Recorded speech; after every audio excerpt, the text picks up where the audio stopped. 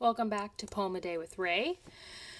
And I'm going to read you a very well-known poem that you probably have heard and should revisit. It's called One Art by Elizabeth Bishop, and it is a poem about losing.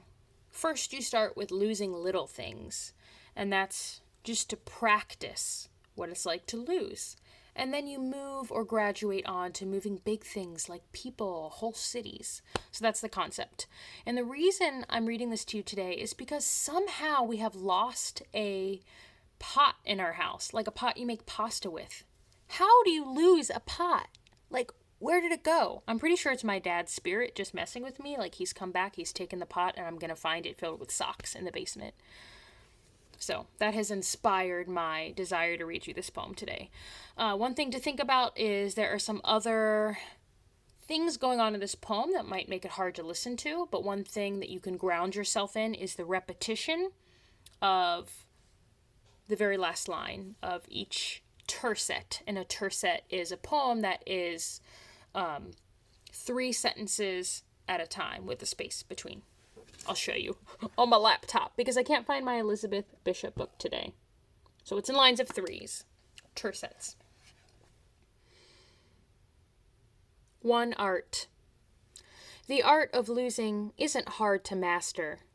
So many things seem filled with the intent to be lost that their loss is no disaster. Lose something every day except the fluster of lost door keys, the hour badly spent. The art of losing isn't hard to master. Then practice losing farther, losing faster.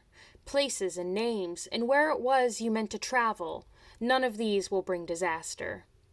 I lost my mother's watch, and look, my last or next to last of 3 loved houses went. The art of losing isn't hard to master.